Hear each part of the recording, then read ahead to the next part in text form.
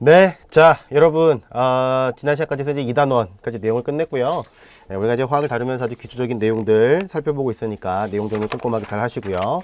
자, 이번 시간에는 3단원을 할 차례네요. 3단원 내용이 화학에서의 질량 관계, 뭐 이렇게 되는데, 그게 이제 이거예요. 이거, 화학 양론. 응? 이렇게 돼 있네. 이게 뭐냐면, 화학 양론이라고 하는 건데, 이제 학생들이 보통 이제 화학 양론 하면요, 되게 편하게 생각하는 경우들이 되게 많아요. 사실은 가장 어렵다. 이거 이제 뭐 가장 복잡해요. 사실 어떻게 보면은 이제 보통 이제 우리가 이번 시간에 배울 내용들은 사실은 그렇게 어렵지 않은 화학 양론들, 그러니까 아주 기초적인 내용들을 배우지만 결국 여러분들이 나중에 이제 뭐 기체를 다룬다든지, 그죠? 그 다음에 산염기에 대한 얘기를 배우든지, 또는 이제 뭐 전기화학. 사실은 산염기 학생들이 가장 많이 어려워하거든요. 이런 데서 나오는 여러 가지 뭐 적정이라든지, 그죠?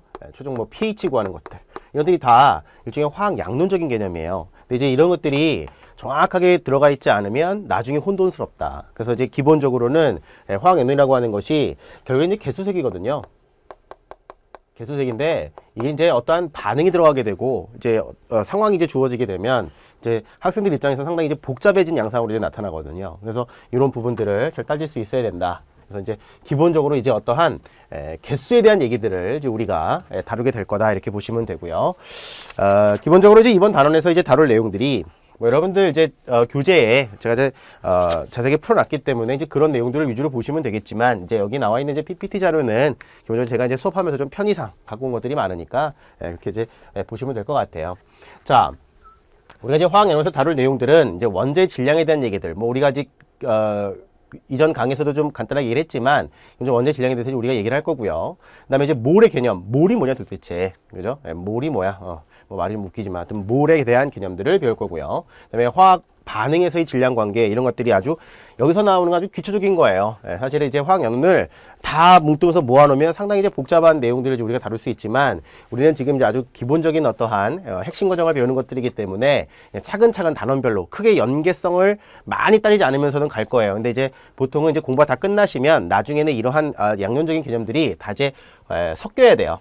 섞인다는 게 막 혼합돼 가지고 막 혼돈스럽게 된다는 얘기가 아니라 정확하게 어떠한 상황을 봤을 때 개수적인 측면까지도 파악할 수 있는 상황이 돼 주어야 한다 이렇게 보시면 돼요. 자, 먼저 이제 원자의 질량에 대한 얘기를 보는데, 여러분들 이제 교재는 21페이지에 해당하겠네요. 거기 보시면 이제 원자량이라는 게 있어요. 자, 원자량의 기준은 뭐냐면, 원자량의 기준은 질량수가 12인 탄소가 기준이에요. 탄소 기준인데, 우리가 이제 보통 탄소를 표현할 때, 이제 보통 원자를 표현할 때 원소 기호가 있고요. 얘는 6번이에요. 얘가 이렇게 12자리가 있죠. 자, 얘는 뭐라 했죠? 얘는 원자 번호라 그랬죠. 그죠? 원자 번호다 이렇게 얘기했고요. 얘는 뭐라냐면 얘는 질량수에 해당하는 거였어요. 그쵸? 자, 원자 번호는 누구와 누구를 더한 숫자예요? 원자 번호는 양성자 수와 누구를 더한 수? 뭐에 더해? 양성자 수예요. 양성자 수. 되겠죠? 그 다음에 자, 질량수라고 하는 건 뭐냐면, 질량수라고 하는 것은 양성자 수에다가 누굴 더한 숫자? 중성자 수를 더한 숫자예요. 되겠죠? 자, 이랬을 때 이놈의 질량을 12.00이라고 기준을 세운 거야. 이게 기준을 세웠어요. 이렇게. 되겠죠? 얘는 실제 질량이 아니야. 실제 질량이 아니야. 실제 질량이 아니야. 이렇게 기준을 세운 거야. 되겠죠? 자, 그 다음에 우리 이제 실제 질량을 얘기할 때 어떻게 하냐면, 실제 질량을 얘기할 때는 보통 이렇게 얘기해요. 얘를 12.00 AMU다 이런 식으로 많이 표현을 하거든요. 요 AMU라고 하는 것은 이제 약자예요. Atomic Mass Unit이고요. 이거를 이제 그람 단위로 바꿀 수도 있어요. 그건 좀 이따가 한번 해보기로 하고. 근데 12.00로 기준을 세웠다. 이렇게 세워야지만 편한 이유들이 있어요. 그것도 좀 이따 얘기를 해드릴게요.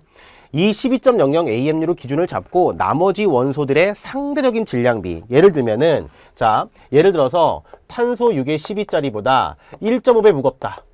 1.5배 무겁다. 1.5배 무겁다. 그러면 얘는 어떻게 돼? 원자량이 어떻게 되는 거야? 12.00 곱하기 1.5가 되는 거야. 얼마예요? 18.00이 되겠죠. 예를 들면 이렇다는 얘기야.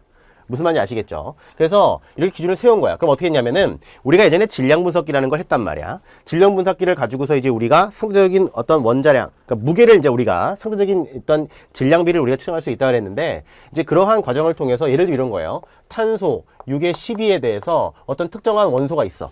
얘에 대한 비를 이제 우리가 구할 수 있죠. 이 비를 우리가 알 수 있다는 거야. 비를 알면, 얘를 알고 있으면 당연히 얘를 거꾸로 짚을 수 있지, 그렇지? 그래서 얘를 12.00으로 해놓고 어떤 내가 알고 싶은 그런 원자의 상대적인 질량비를 이용해서 그놈의 원자량을 표시한 것, 이것을 우리가 이제 원자량이라 그래. 상대적인 값이다. 아시겠죠? 상대적인 값이다. 그래서 우리가 이러한 기준을 갖다 바꿔버리면 많은 부분이 바뀔 수가 있어요. 아시겠죠? 기준을 바꾸면 많은 것들이 바꾸는데 제가 또 좀 이따가 제가 천천히 얘기해 드릴게요. 어쨌든 거기 21페이지에 보시면 뭐라 되어 있느냐? 자, 원자량의 기준은 무엇이다? 탄소 12짜리, 질량수가 12짜리인 탄소의 원자량을 12.00 AMU로 하였을 때의 질량값을 나타낸다. 뭐 AMU라는 거는 이제 AMU라는 기준을 붙인 거고요. 기본적으로 이제 상대적인 원자량은 상대 원자량은 단위가 없어요. 상대 원자량은 뭐야? 단위가 없어. 얘는 단위가 없습니다. 이렇게 되는 거야. 단위가 없습니다. 상대적인 원자량은 뭐가 없어? 단위가 없습니다. 왜냐하면 비율이기 때문에. 아시겠죠? 자, 그랬을 때 우리가 이제 보통 쓸 때 여러분들이 쓰는 어떤 수치들은 만약에 문제에 주어지거나 여러분들이 써야 되는 수치들 또 이제 문제에 주어질 수도 있고요. 문제에 주어질 수도 있고 아니면 주기율표상에서 우리가 찾을 수가 있는데 사실은 이 문제에 주어지거나 주기율표에 주는 것들은 기본적으로 어떤 컨셉을 가지고 주는 것이냐면 평균 원자량에 대한 개념을 주는 거예요. 평균 원자량에 대한 개념을 주는 것이다. 아시겠죠? 평균 원자량에 대한 값을 주는 것이다. 그런데 이제 평균 원자량이라고 하는 것은 기본적으로 뭐를 고려하는 거냐면 얘는 동위 원소를 고려하는 거야. 동위 원소의 질량과 동위 원소의 상대적인 질량이겠죠. 동위 원소에 대한 질량, 상대 질량과 그다음에 뭐야? 존재 비율까지 고려하여 존재 비율을 고려하여서 나타낸 그러한 원자량을 우리가 평균 원자량이다 이렇게 부르는 거예요. 자, 그럼 한번 봅시다. 자, 우리가 이제 이래요. 보통은 이제 간단하게 문제가 주어지면 이제 보통 이래요. 만약에 문제가 객관식 형태다. 문제가 객관식이야. 그리고 이제 수치를 좀 구해야 돼. 숫자를 직접 구할 때 보통 탄소의 원자량은 얼마로 주냐면 일반적으로 이렇게 줘요. 탄소 원자량은 12.00이에요 라고 주거든요. 일반적으로 줘요. 근데 사실은 얘는 평균 원자량은 아니야. 근데 이렇게 주는 이유가 왜 그러냐면 자, 탄소의 경우에는 6의 12짜리가 있고 6의 13짜리가 있고 6의 14짜리가 있어요. 그런데 자, 자연계에 존재하는 비율을 고려해보면 자, 얘는 얼마냐면 얘가 98.89% 있고요. 얘가 1.11%가 있어. 얘는 거의 없어. 그러니까 뭐냐면 없다가 아니라 거의 없다. 어떤 관점에서? 평균 원자량을 따지는 관점에서는 거의 존재 비율이 극히 미미하기 때문에 고려 대상에 포함하지 않는다. 이런 개념인 거예요. 그랬을 때 얘의 상대 원자량은 얼마냐면 12.00이에요. 학생들이 이제 가장 혼돈스러워하는 게 뭐냐면 여기가 10이니까 여기가 10이 아닌가요? 그게 아니야. 얘는 상대적인 질량이고 얘는 뭐야? 얘는 개수예요. 근데 이 숫자가 거의 같이 가지. 왜냐면 우리가 상대적인 질량을 얘기할 때 상대적 질량을 얘기할 때 어떻게 했냐면 양성자가 얼마나 했어? 양성자가 1이고 중성자가 얼마나 했어? 중성자가 얘가 1이야. 물론 얘가 약간 커.